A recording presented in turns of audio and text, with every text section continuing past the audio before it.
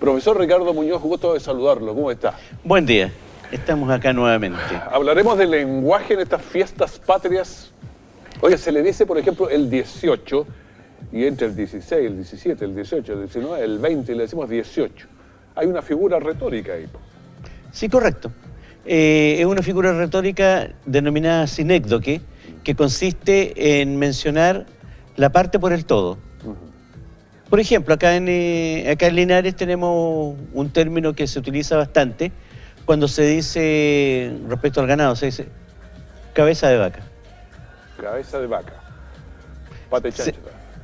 Pate chancho. Se está refiriendo al cerdo, se está refiriendo a la vaca, ¿no es cierto? Pero se toma una parte. Entonces, claro, tomar la parte por el todo, esa es una figura literaria denominada sinécdoque. Claro, por ejemplo, ahora sería cuando en Venezuela dicen que está perdiendo muchos cerebros, porque salen del país. Pero, o sea, obviamente no sale el puro cerebro, sale toda la persona. Claro, está hablando de la persona, de las personas con capacidad intelectual, ¿no es cierto?, sobre uno o varios temas. Los eruditos. Y ahí nos encontramos con otra situación, por ejemplo, respecto a esa misma palabra, que de repente trae sentimientos encontrados cuando uno habla con mucha admiración de un erudito, pero resulta que el erudito se ha dedicado a hacer daño. Bueno, hay muchas veces pasa, claro. Sí, sucede. Pues entonces hay un erudito que inventa un tipo de arma. Sí. O un erudito que es un asesino en serie. Claro, a veces la persona es muy inteligente, entonces, si no la usan bien, se convierte en un monstruo. Bueno, entonces ahí existe una excelente opción que es preferir la sabiduría en vez de la erudición. Exactamente. Sí, uno empieza a pensar en varios que... Sí, es sí que llama la atención. Mucha erudición, pero la usaron para mal. Y eso es... Ahora que uno ve los hackers, todo esto, si son balas en... Es que tenía una capacidad, pero muy alta para poder realizar eso. Y para infiltrarse, ¿no es cierto?, poder averiguar las claves. Si cada uno usara las cosas para bien, este mundo trabajaríamos todos 3 horas y estaríamos todos felices. Pero como hay varios que se dedican, hay que... Mire, la cantidad de detectives, carabineros, ejército, todo, hoy sí, todos hiciéramos el bien, pero no se hace. Bueno, pero estábamos ahí, no nos vamos a poner grave ahora, así que hablemos de las palabras mejor ahí. Salimos con el 18, que el 18 que uno dice para el 18, pero es una figura... El 18, claro, es una figura que es una sinécdoque, como habíamos comentado. Bueno, hay una cosa que siempre es interesante conversar sobre las figuras retóricas, porque la idea de ello es potenciar el lenguaje, es embellecerlo, pero, por ejemplo, cuando los pleonasmos, la diferencia entre un pleonasmo y, no sé, cuando uno redunda nomás, es bien sutil a veces, porque el pleonasmo, bueno, subir para arriba es mala, bajar para abajo, todas esas son malas, son redundancias. Claro. Pero el pleonasmo es cuando yo hago lo mismo en la redundancia, pero tiene alguna elegancia, tiene algo. Por ejemplo, lo vi con mis propios ojos. O sea, claro, eso es pleonasmo, no es redundancia, porque uno dice, o sea, quiero enfatizar que lo vi yo mismo. O sea, tiene una figura, por eso lo digo. Claro, o sea, si quisiéramos decirlo correctamente, tendríamos que decir, lo vi. Lo vi. Y nada más. Claro, pero el pleonasmo nada más, es figura retórica porque la usan los que saben un poco y que dicen, no, es que me sirve, si lo vi, no, pero yo lo vi con mis propios ojos, iba volando por el aire, o sea, claro, es pleonasmo cuando tiene algún sentido, para darle a puncha. Claro, es como afirmar la idea. Claro, potencial. Además que esa es una de las grandes ventajas que tiene la poesía, el teatro, ¿no es cierto?, que rompe las estructuras tradicionales del lenguaje, haciéndolo más hermoso. Lo va embelleciendo. Lo va embelleciendo. Y potenciándolo. No, yo lo vi, pero es que eso lo vi nomás, pero si ya lo vi con mis propios ojos, o sea, yo quiero enfatizar mucho más. Claro, esa es la diferencia entre una redundancia y un pleonasmo. El pleonasmo, sí, es una repetición también, pero, o sea, tiene algún sentido esa repetición. Claro, cuando están conversando dos personas dicen, y ambos dos. No, ya ahí eso es repetición. Hay repetición, ¿no? Pues, claro, si son ambos dos, es solamente una redundancia. Además que la estructura lógica debería ser sujeto-predicado. Dentro del sujeto, la palabra principal tendría que ser el sustantivo, ¿no es cierto?, con sus adláteres. Adláteres, los que van al lado. Sus adláteres, que sería el artículo, el adjetivo y el complemento del nombre.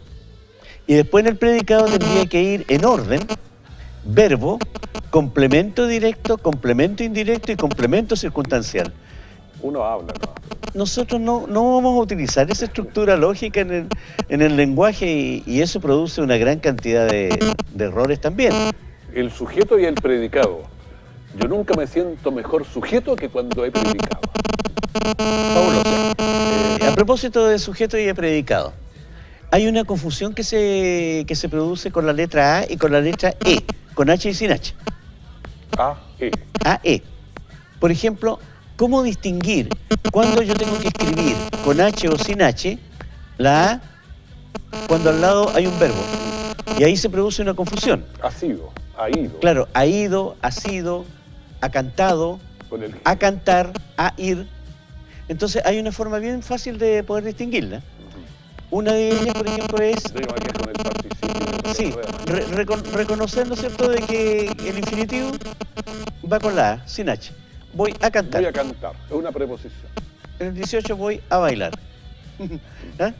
Entonces hay solamente la preposición. Voy a comer también. Voy a comer, sí.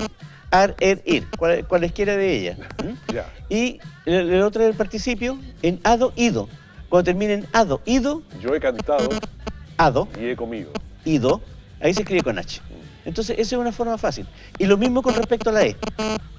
Es lo mismo, exactamente. Exactamente lo mismo. Con la diferencia de que la E sirve cuando la palabra que viene a continuación comienza con I.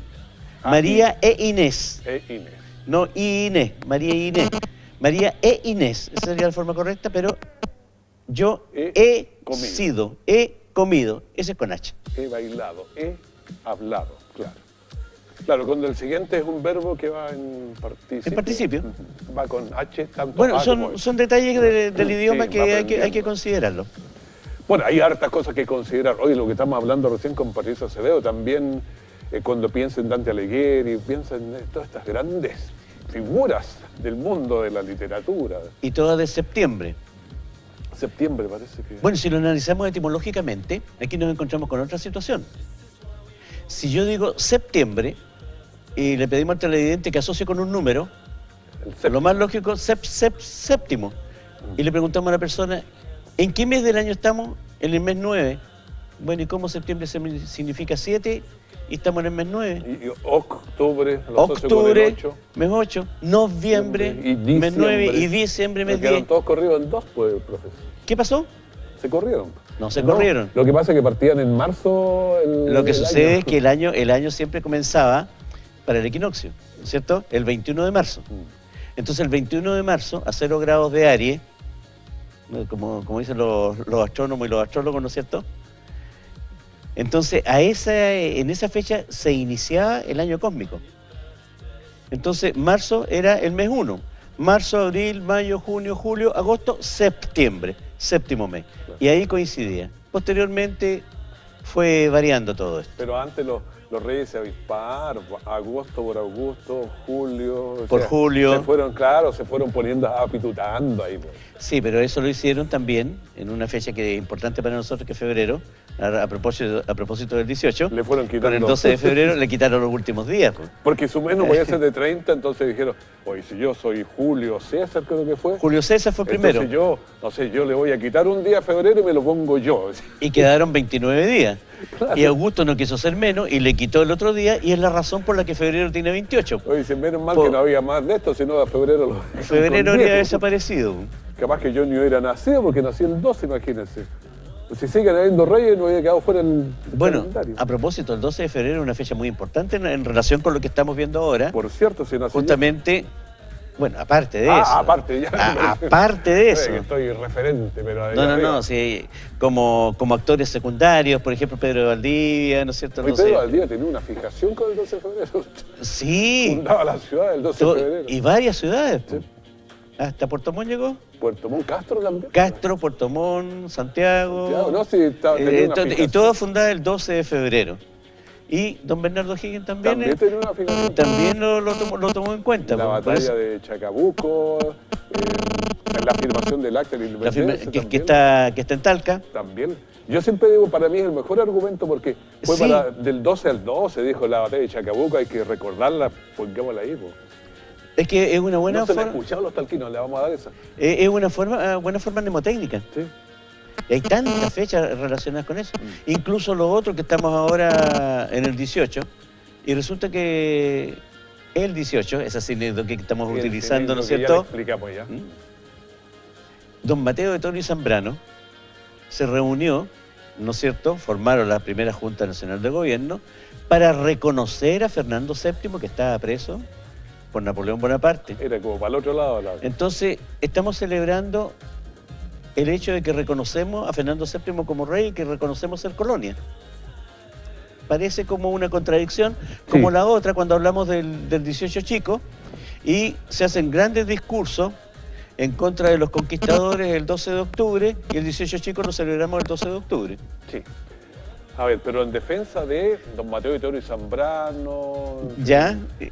La idea, ellos parece que juntaron a puros medios patriotas y con ese manto así medio subrepticio, perdonen la palabra porque estamos con el profesor, Sí, ese correcto. medio escondido ahí, ellos dijeron, vamos a juntarnos en nombre para solidarizar con el rey de España, pero por abajo parece que tenía puros patriotas, ¿no? Bueno, esa era la idea. Y la idea era que parece que no invitaron a nadie del otro lado, sino que más bien todos andaban con la del bandido ahí. Bueno, pero buena de Son libertad. situaciones que se van dan dando. en la historia, o sea, las mantuvieron ahí tapaditas, pero por debajo, caballo de Troya han pasado muchas veces. Ya, el entrevistado anterior habló de varios personajes importantes, ¿no es Sí. cierto?, que se han destacado.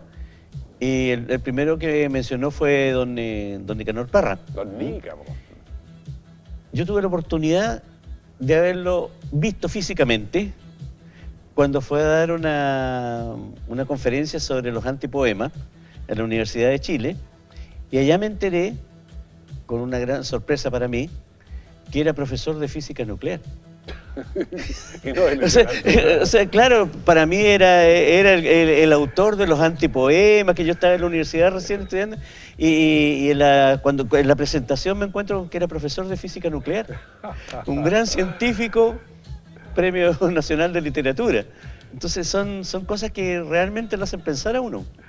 Don Ricardo Muñoz, muchas gracias por haber estado con nosotros conversando y, oiga, desearle que pase un feliz 18, igual que a todos quienes nos están viendo. Igualmente para todos. Nos vemos el próximo viernes.